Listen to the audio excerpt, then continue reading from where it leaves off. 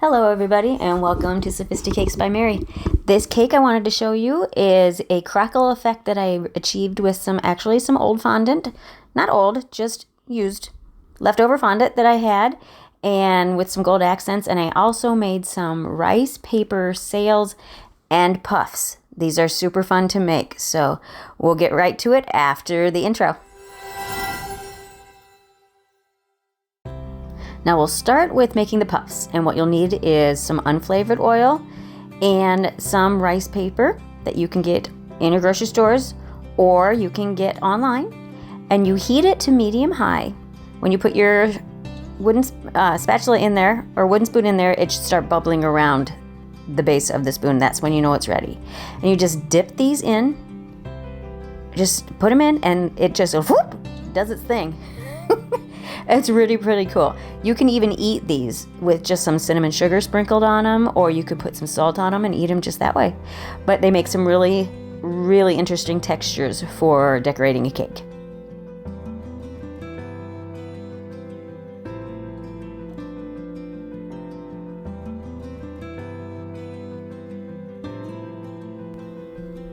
I also made some rice paper sails, and I wanted to give them some movement. So what I did was I used my silicone mat and I placed it on my pan, my well-used pan. Don't worry, it's clean, it's just well-used. And I wanted it to have some curves, so that's why I placed it in there at that angle. Now you'll want to use some warm water and put it in a dish or a bowl or a plate with some high sides that's going to be big enough to soak your rice paper in to soften up. Now it does have some markings on the rice paper before it gets saturated with the water, but once it is soaked, those marks kind of go away. So you'll want to let it sit in this water until it has softened up to where it's pliable. Now don't let it get mushy, because in order to get these tight, kind of pleat type sails, you're going to need to have it have still a little bit of what's the word? Rigidity to it, thickness a little bit. It can self-sustain the shape a little bit better. If you let it go too long, it'll get too mushy and it won't do that. So place it on your silicone mat. You do have a minute or two to mess around with it and get it the way you want it.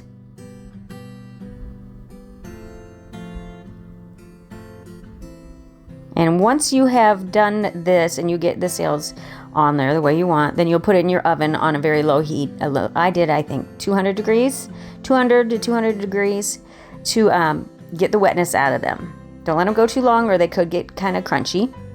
I mean, you don't want them to be, they are going to be stiff, but you don't want them to get overcooked. Just, you want them to dry out.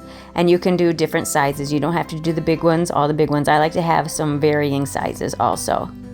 And you could add color to your water if you wanted to add color to these sails. I was going for more white, clear, and gold was kind of my thought process for this cake. So I am using some foam cake dummies for this cake again, and I'm using some satin ice. Now I just need to roughly cover this cake so that I have a place to place the crackled fondant onto it. It needs to be neat enough that you can paint the gold and not have it look rough, but also don't stress yourself out about having it way too neat. So I did a disc on the top. I'm paneling this one because of the height. You can do the same thing with regular cake. You would just need to use probably a rolling pin to wrap the fondant around the cake. At some point I will do a video on that also, explain how to do that. But cut off your excess once you have smoothed it out on the top. Get rid of those rough edges. Then roll out your fondant. It needs to be the same height as the fondant and long enough to wrap around it. I'm using shortening to attach the fondant to the foam cake dummies. You could use water as well, that works as well, or simple syrup if you prefer. I just find that the shortening works better for me because you can move it if you don't get it exactly where you want it. And I just lay it on the fondant and then roll it over on itself. You could do this with a chilled cake, but I wouldn't do it with one as tall as this. That's why I say you'd want to do the rolling pin paneling technique.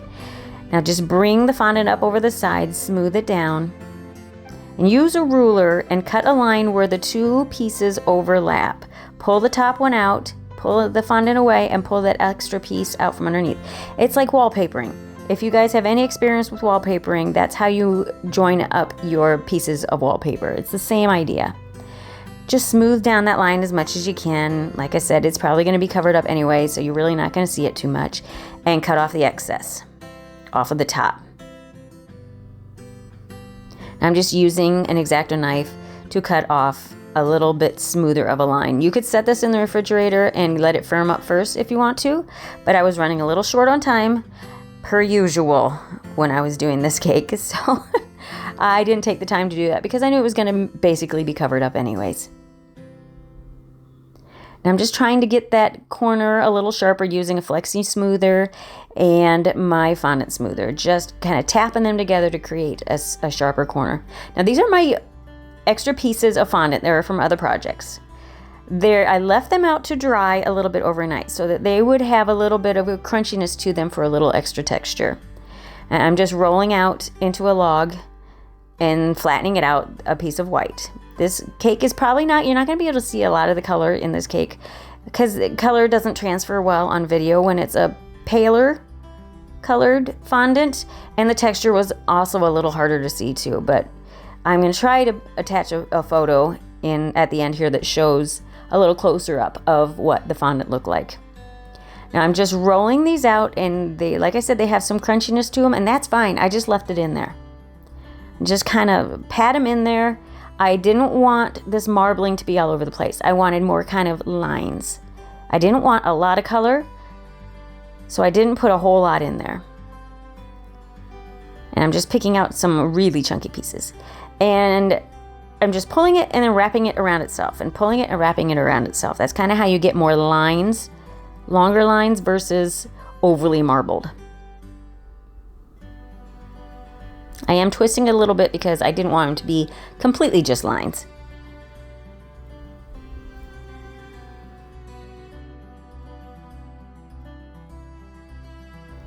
Make sure you cornstarch your surface real well, or you can use powdered sugar as well.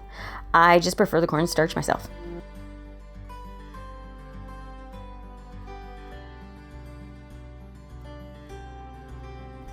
So you'll just roll this out and watch the pattern emerge. And keep in mind that you want to roll this out not real super thin because you're going to add some texture. There's a torch that I'm going to use technique I'm going to show you to get some crackle effect on the fondant, and you have to roll it after you torch it. So you don't want it to be too thin once you've rolled it out. I mean, it doesn't really matter a whole lot because this cake is actually all about the texture and ripped edges, so I guess it doesn't really matter, but I like to be a little on the safer side and leave a little tiny thickness. Now I'm just wanted to add some more white. There was a little bit too much marbling, so I just wrapped pieces of the marbled fondant around white pieces and just roughly kind of squished them together a little bit. And now I'm sticking the balls all together on the surface, and I'm gonna roll it all out at the same time, making sure that they're not sticking to the table.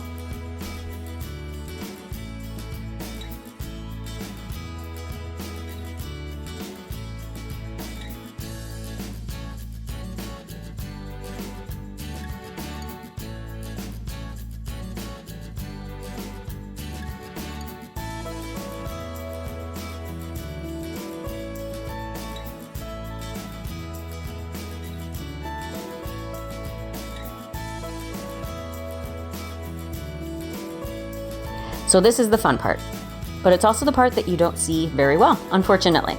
I'm using my torch, and I'm just kind of toasting that outside surface, the outside layer of this fondant, not to the point where it changes colors, just to where it starts to bubble just a little bit, and when it dries, it has a thin layer of, what's the word? A crust to it. I guess that's the word I'm looking for. So then when you go back in and use your rolling pin over the top of it, it creates some crackles. Now go from different angles to make sure that you're getting the crackle that you want. And then after you do that, just rip off pieces. Just go for it. Don't overthink it. That's the problem that I used to run into, because I used to do a lot of orders. Most of my orders were very clean and kind of old school, classic lines, and everything had to be perfect. And then I started doing this more textured technique, and I had to get used to the fact that you don't overthink it, just do. Don't think, just do. And once you get all those pieces torn, then get your fondant covered cake dummy back out and just kind of patchwork quilt it together, leaving some spaces open to go back in, so you can go back in and paint those places with gold, so that it has the effect of being a gold covered cake with these textured fondant crackle pieces on top. And I'm just using water to attach them.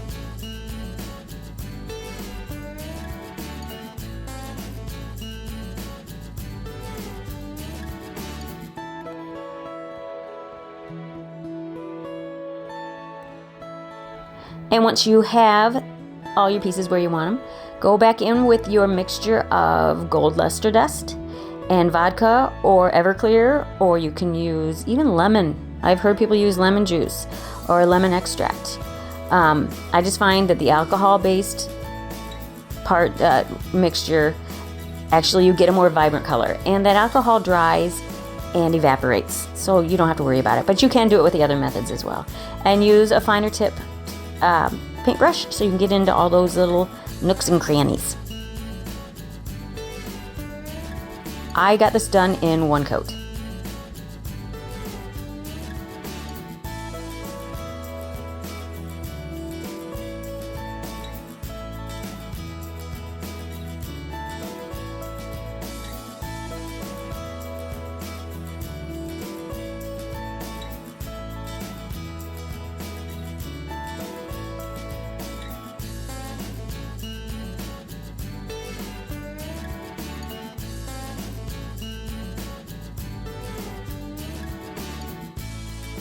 Just clean off your board before you put on your decorations.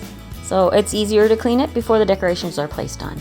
And I'm just randomly placing my wafer paper, I always do that, my rice paper sails and my puffs using some buttercream. In hindsight, I wish I had used some melted chocolate. That would have made the job a whole lot easier and cleaner, I feel. I still liked the end result, but I wish I had done that. And I'm just cutting into the fondant so that these decorations have a place to stick into. You don't have to do that. I did fiddle with this for a long time till I got it where I wanted it. And I will be honest, some pieces wanted to fall off. But once it would set, you wouldn't have to worry about it. But like I said, again, I would still use the melted candy melts or chocolate. And then I just went in and I touched up some of the edges with some more gold just to tie it all in together. You don't have to do this part. I just can't stop myself. I like the gold so much.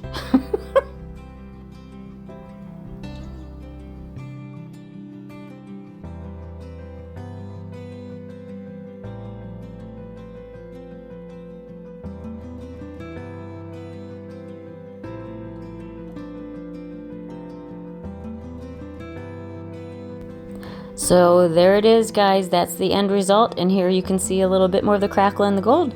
I hope you liked what you saw, and if you did, as always, please like, share, comment, and ask me any questions that you might have, and I will get back to you as soon as I can. As always, thanks for watching, guys, and we'll catch you next time. Bye!